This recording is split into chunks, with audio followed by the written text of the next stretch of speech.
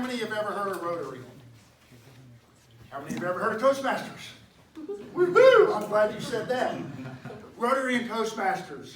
Short, quick story. Back in 1987, I joined Rotary Club back in Port Charlotte, Florida.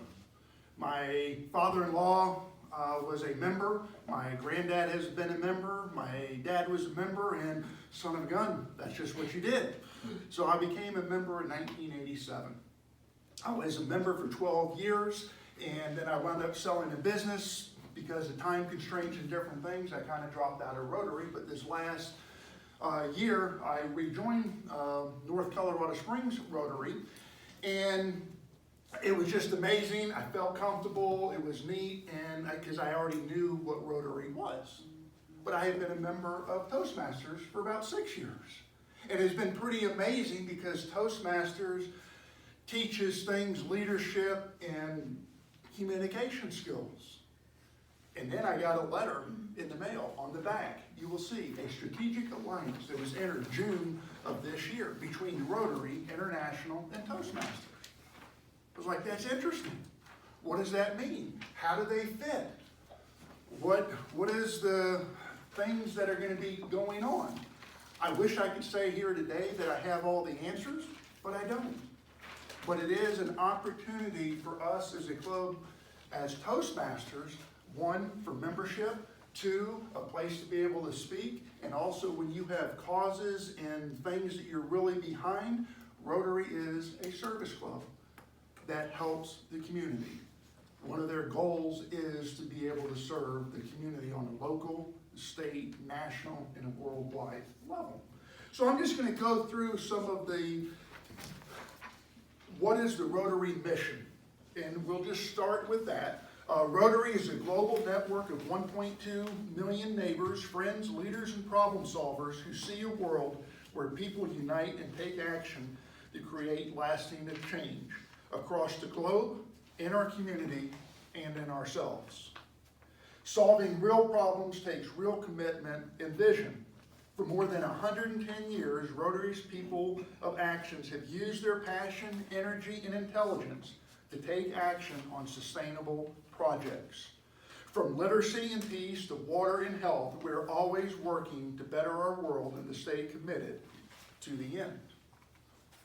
Pretty bold mission. Pretty powerful mission. They've been around for 110 years and have done a lot of good. I will talk about some of that a little later. Toastmasters mission. From Toastmasters International, we empower individuals to become more effective communicators and leaders. On a district level, we build new clubs and support all clubs in achieving excellence.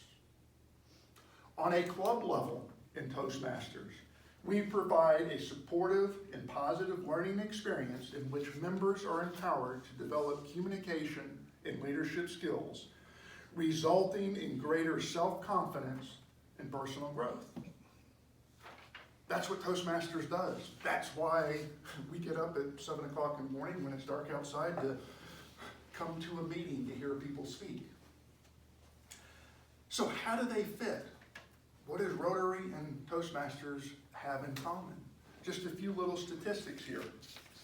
Rotary has 1.2 million members worldwide.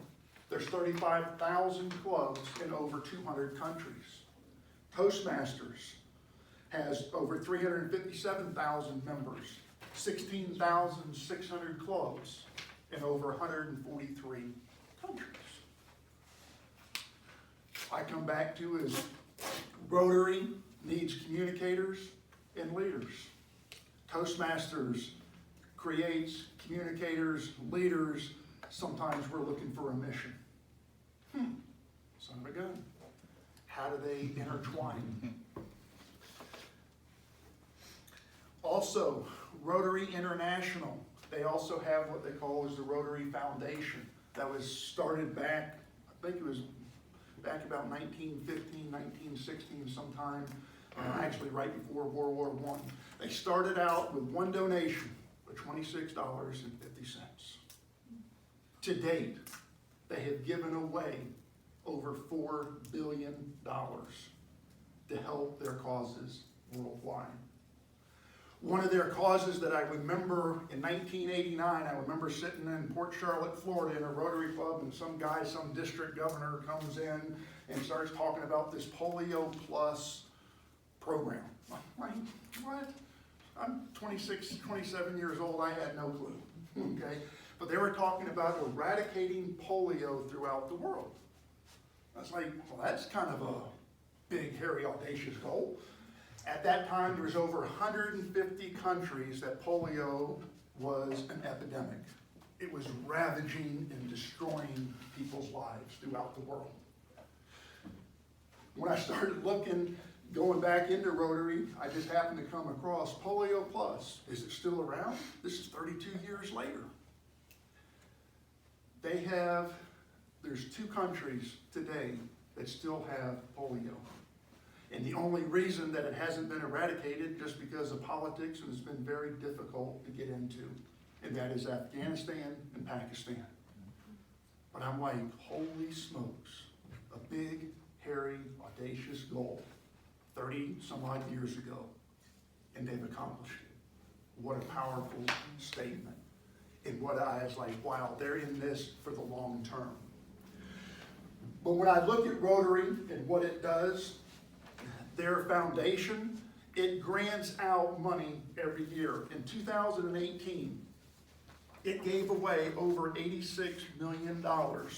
And on their back page, preventing disease, over $35 million. For providing clean water, over $18 million. Supporting education, about $11 million. Growing local economies, about $10.5 million. Saving mothers and children, about $7.2 million. And promoting peace, about $3.5 million. That's a lot of dough. That's a lot that's given away to make our world a better place.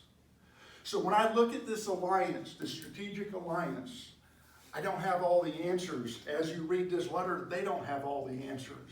I look at it as we have opportunities as Toastmasters, as people of our community. How do we help out locally, regionally, and worldwide? If you have a passion, this is something to consider.